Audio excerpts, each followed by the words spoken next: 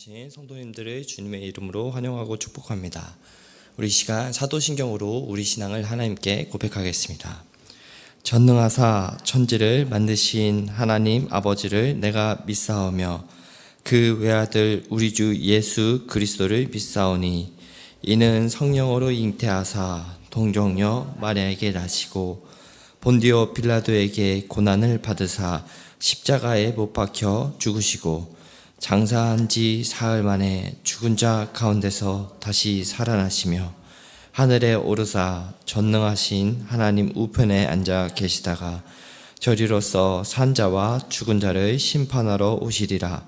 성령을 믿사오며 거룩한 공예와 성도가 서로 교통하는 것과 죄를 사하여 주시는 것과 몸이 다시 사는 것과 영원히 사는 것을 믿사옵나이다. 아멘. 우리 이 시간 찬송가 490장 함께 찬송하도록 하겠습니다.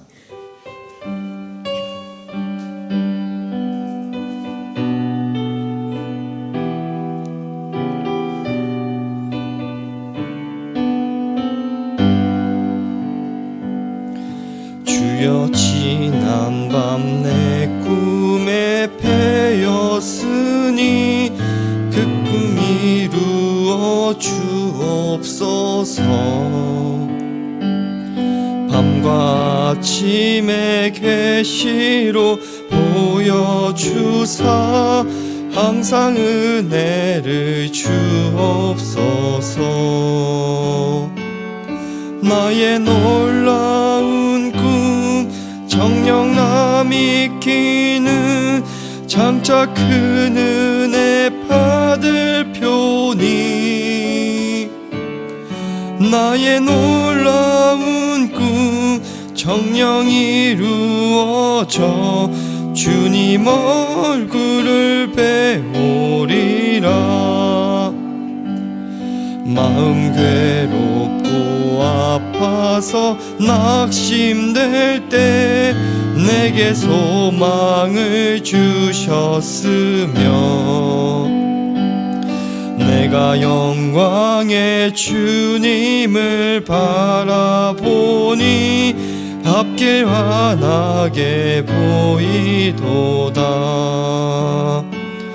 나의 놀라운 꿈 정녕 남이 끼는 장차 큰 은혜 받을 표니 나의 놀라운 꿈 정녕 이루어져 주님 얼굴을 배우리라. 세상 풍조는 나날이 변하여도 나는 내 믿음 지키리니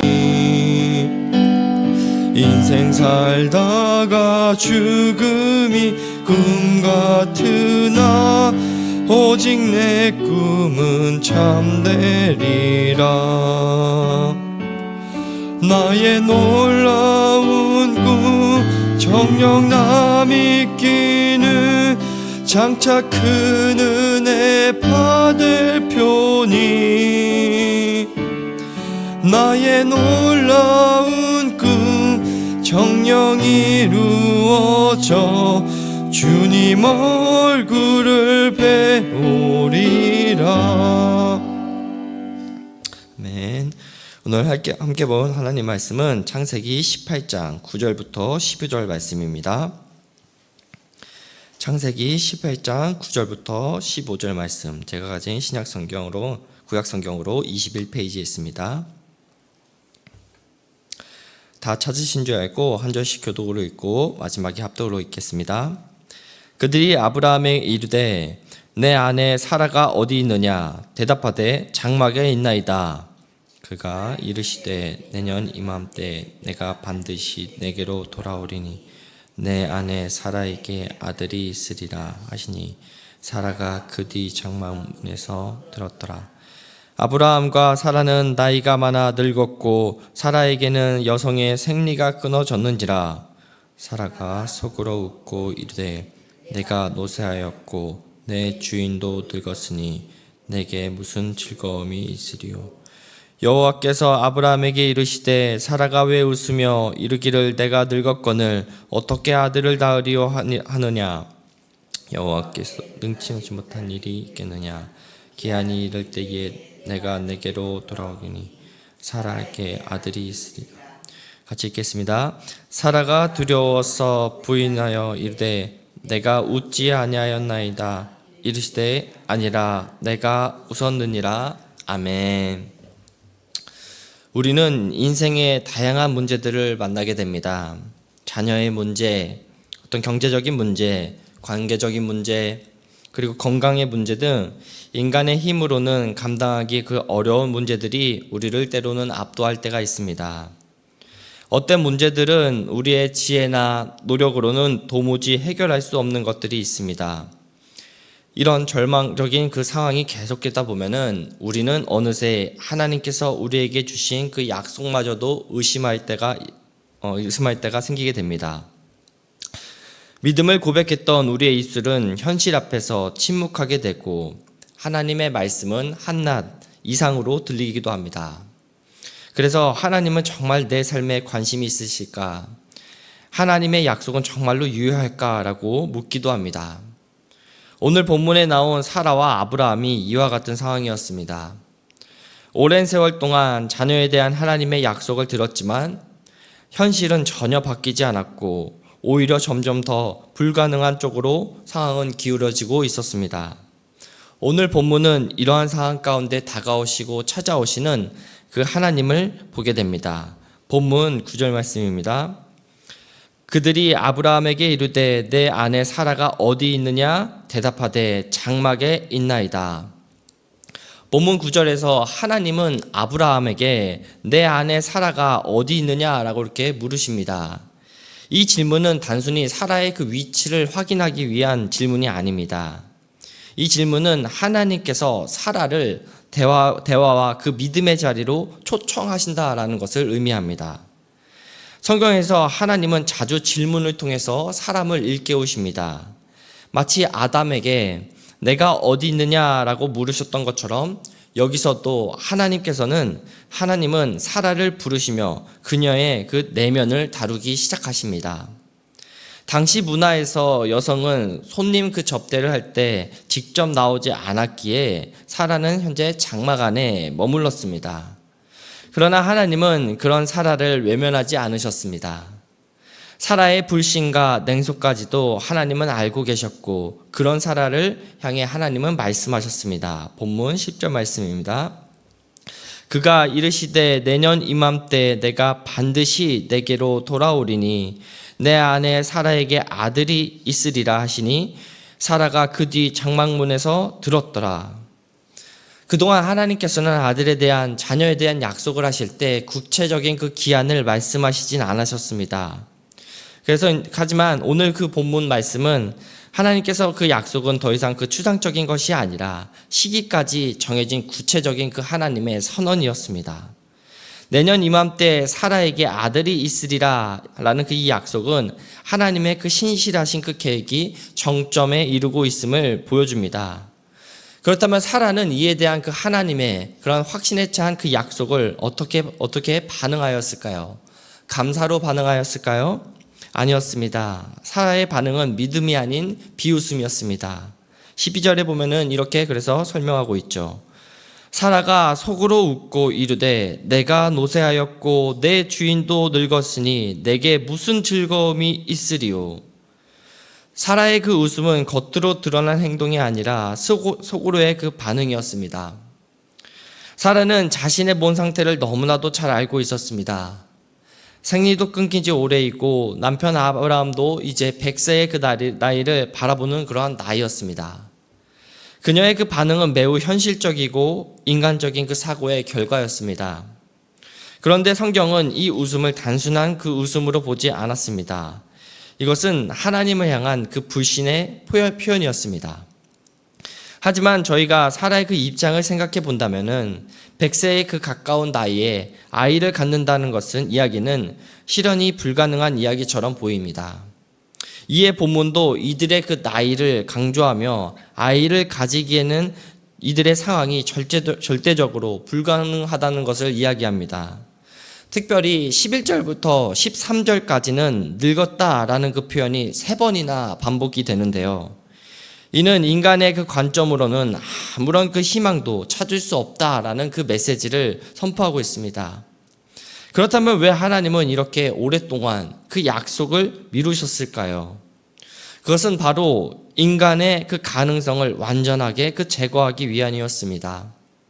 아브라함과 사라에게 조금이라도 우리의 힘으로 할 수 있겠다는 그 희망이 남아 있었다면은 그들은 하나님의 약속을 자기의 어떤 노력과 자기들의 어떤 공로의 그 결과로 받아들였을지도 모릅니다.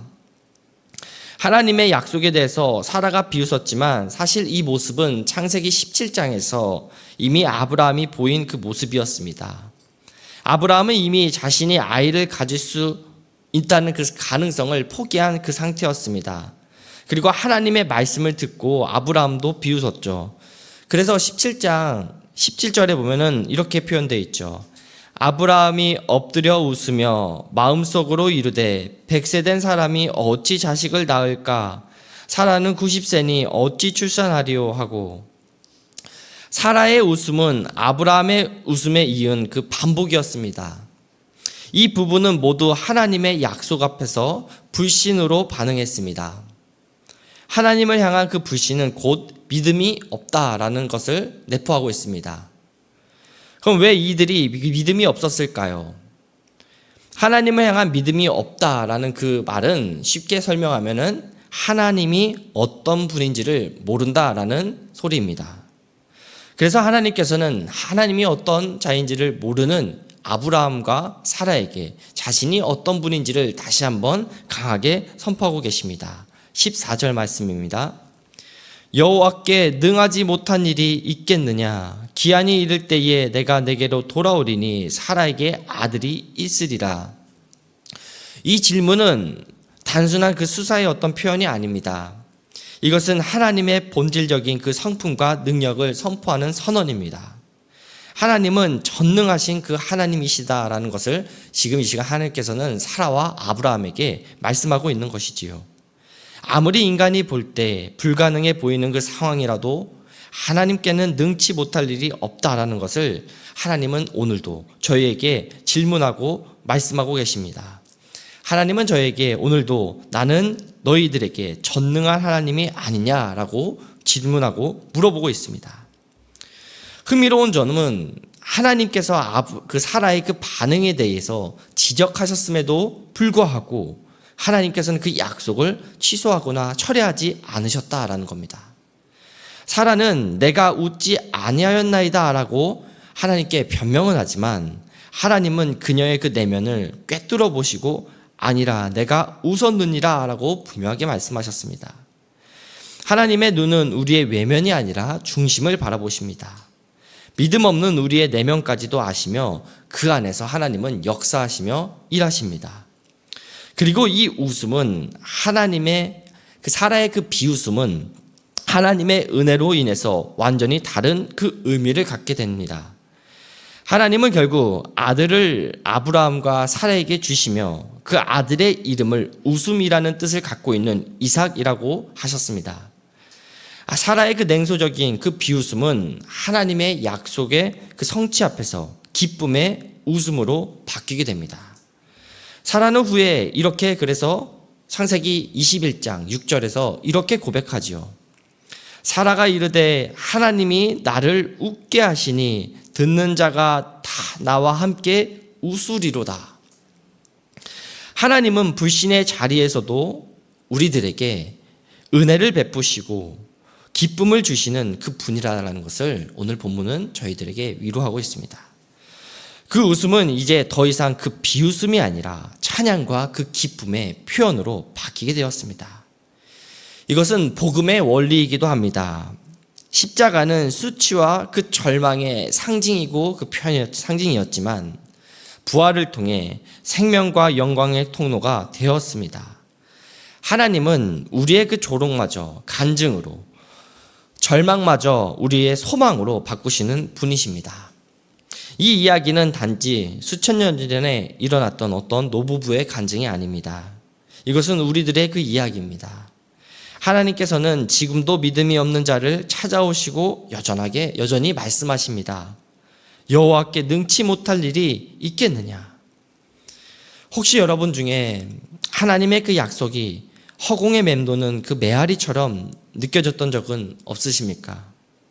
가족의 그 구원을 위해 오랜 시간 기도했지만 아무 변화도 보이지 않아서, 또는 반복되는 그 실패 앞에서 하나님이 침묵하시는 것처럼 느껴졌던 그 순간은 없으셨습니까? 그러한 순간에 오늘 본문은 분명하게 말씀하고 있습니다. 인간의 그 불신은 하나님의 섭리와 그 계획을 멈추지 못하고 있다는 것을 설명하고 있습니다. 그래서 바울은 디모데후서 2장 14절에서 이렇게 말합니다. 세 번역으로 보면 이렇게 말하죠. 우리는 신실하지 못하더라도 그분은 언제나 신실하십니다. 하나님은 그 신실한 하나님이십니다. 우리의 그 믿음이 약해질 때도 하나님은 여전히 하나님의 계획을, 하나님의 나라를 이루어 나가고 계십니다. 그리고 그 약속의 성취는 언제나 하나님의 능력으로 이루어지게 됩니다. 말씀을 맺겠습니다. 사랑하는 성도 여러분, 오늘 우리는 사라의 그 비웃음 속에서도 역사하시는 그 하나님의 은혜를 보았습니다. 인간의 그 불신 속에서도 하나님의 계획은 계속 이어지게 되었습니다. 우리는 때로 현실 앞에서 하나님의 약속이 너무나도 멀게 느껴지고 믿을 수 없는 것처럼 보일 때가 있습니다. 하지만 오늘 하나님은 우리에게 또 한 번 묻습니다. 나는 전능한 하나님이라고. 믿음은 우리 인간의 논리와 경험을 뛰어넘어 하나님의 전능하심을 바라보는 겁니다. 현실을 하나님의 능력으로 재해석하는 것이 바로 믿음입니다.